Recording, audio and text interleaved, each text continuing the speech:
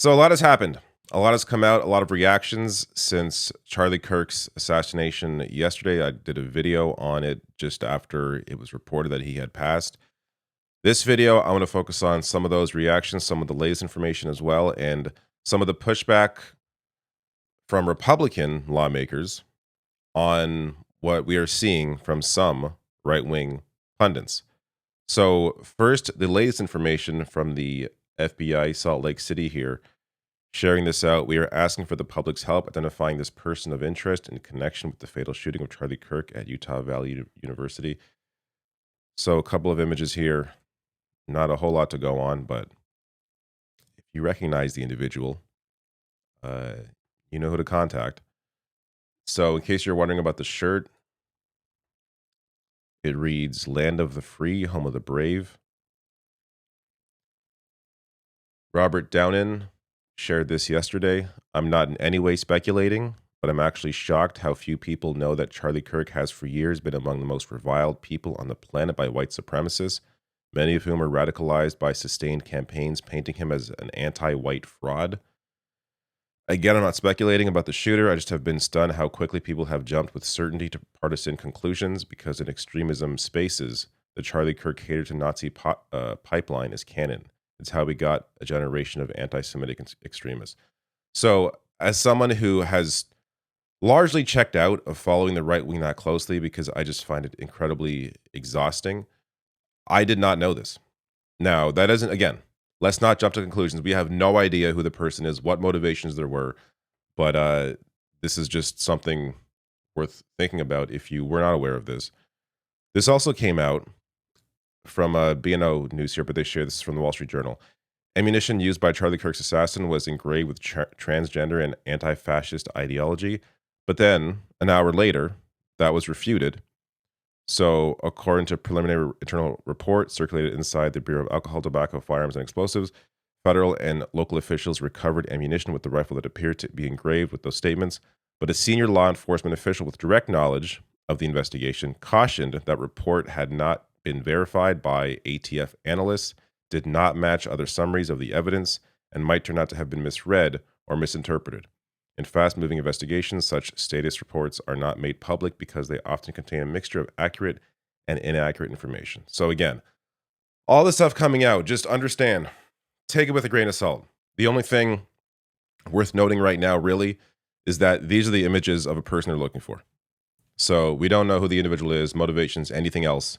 I think this is the only thing related to the actual investigation that you should be aware of. Now, this gets to what I really want to focus on here. As Reuters headline writes, Nation on Edge, experts warn of vicious spiral in political violence after Kirk killing. As they go on to write, Reuters identified last year at least 300 cases of potential violence across the U.S. between January 6, 2021, attack on the Capitol, and the 2024 presidential election, making the most significant and sustained surge in such violence since the 1970s. This also here from Johns Hopkins University. This was shared out shortly after those two Minnesota lawmakers were assassinated. Why is politically motivated violence on the rise in the U.S.? Johns Hopkins political scientist Liliana Mason explains how political violence is eroding American democracy and changing who participates in politics. So, yeah, just to be clear, this was after a gunman entered the homes of two Minnesota lawmakers on June 14th, killing one representative and her spouse and wounding the second couple. Those were Democrats. They write here, the number of threats against elected officials has been skyrocketing. We know this because the Capitol Police said that in 2024, they had more threats against members of Congress than ever before. And they go on to conclude, to counteract this, we can reaffirm that political violence is bad in our social spaces and in our communities. We can hold people to those norms and discourage them when they advocate for violence. I completely agree. That's why seeing crap like this is such an issue. Fox News' Jesse Waters says, we're going to avenge Charlie Kirk's death. This is a mainstream outlet. I don't have to explain that. Fox News. Watch this video. Trump gets hit in the ear. Charlie gets shot dead. They came after Kavanaugh with a rifle to his neighborhood. They went after Musk's cars. Whether we want to accept it or not, they are at war with us. And what are we going to do about it? How much political violence are we going to tolerate? And that's the question we're just going to have to ask ourselves. And it has to stop now. And everybody's accountable. And we're watching what they're saying on television and who's saying what. I am just struck by how authoritative he is trying to be. Everybody's accountable while he is calling for violence in response to an assassination where we don't even know who the suspect is. We don't know what motivations. We don't know anything about that person. Jumping to conclusions. Not to mention, he mentions the attempt on Trump's life. That was a conservative that did that. He also doesn't mention, of course, January 6th, doesn't mention the attacks or the assassination of those Minnesota lawmakers. There's just no other context here. Pretending it's all, the left is so violent. This is incredibly dangerous. There's a couple other clips just quickly here worth sharing. We're in a war. The left has been saying put a bullseye on Trump, a bullseye on his supporters. Charlie Kirk's a casualty of war. We're in this country. We are. They are at war with us. Again, jumping to conclusions based on not even knowing who the individual is. So there's a couple of solid reactions here that I want to share. There may be more. These are just the ones that I've seen. But Tillis, so Tom Tillis, this is a Republican. Now, he's a Republican senator who is on the way to retirement. He said he's retiring. This may, potentially free him up. At least he may feel freed up to speak a little more honestly than he would have otherwise. Because a lot of other lawmakers on the right are not saying this. But his statement here, what I was really disgusted by yesterday is a couple of talking heads that sees this as an opportunity to say we're at war so that they could get some of our conservative followers lathered up over this. It seems like a cheap, disgusting, awful way to pretend like you're a leader of a conservative movement. And there were two in particular that I found particularly disgusting. Solid statement here from a Republican senator. I can't believe I'm saying this, but it's so rare to see this kind of thing denounced by a Republican. Here is Mark Wayne Mullen, who, again, not a fan of this lawmaker in any way. But David Sirota shared this clip. I think it's worth playing this as well. I'll hold a responsibility to this. Republicans, Democrats, news outlets to the left and to the right. We in this country have faced some very difficult times. And every time we've been at our worst, we've been able to hit a reset button and recover. Hopefully we can all sit down and say, hey, it's time to take a deep breath and embrace what we have in this country, but not resort to where it's went. The temperature needs to be brought down in the political environment, and this is a good opportunity to do that. Yeah. So you could argue there's a bit of conflation there with the left and the right and the kind of rhetoric that we actually see on a regular basis from one versus the other. That said, whatever, I'll take it. This is a much preferred reaction to the one we're seeing from some other pundits. This was shared as well. So Nancy Mace is just, watch the video.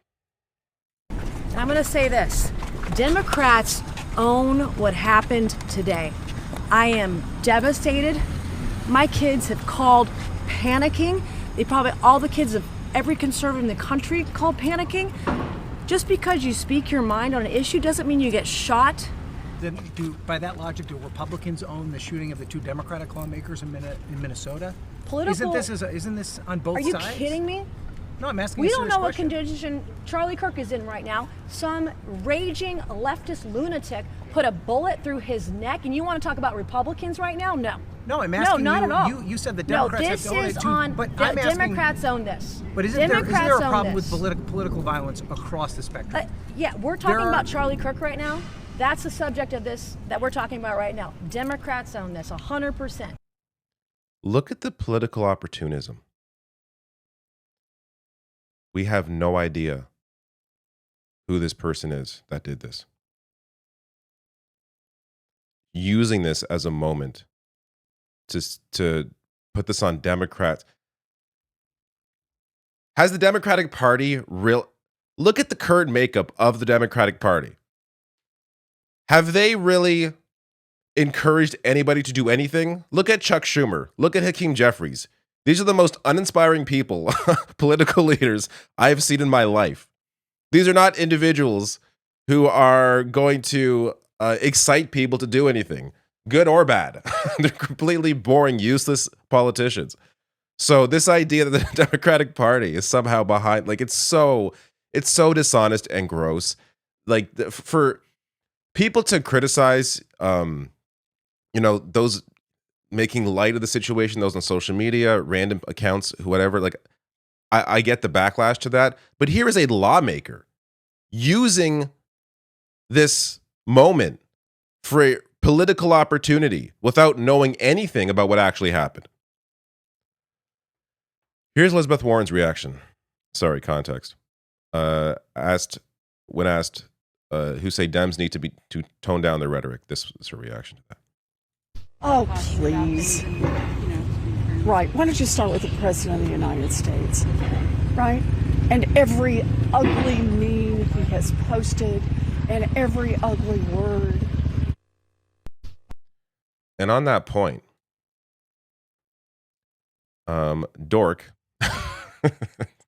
can't help but laugh at that name, shared this. By the way, I can pinpoint the exact moment political violence began to be normalized again in the U.S. So about 9 years ago, Donald Trump hints at assassination of Hillary Clinton by gun rights supporters. In case you forgot about this, every day there's something new with Trump, so you could be forgiven to forget. But Hillary wants to essentially abolish the Second Amendment. By the way, and if she gets to pick her judges, nothing you can do, folks. Although the Second Amendment people, maybe there is, I don't know. But can you imagine if Hillary Clinton had said that? Joe Biden, Barack Obama, Bernie Sanders, anyone else had said that? That would have been the end of their political career. This is a footnote that most people don't even remember. And he joked constantly about this kind of thing as well. In the old days, boom, firing squad. No, it's true. boom, gone. Bang. Bing, bong. When we were strong, bing, and it goes quickly, right? It's called, you're dead. In the old days. Again, the defense will be, oh, he's just joking. Imagine Obama out there doing this. Bing, bong. Like,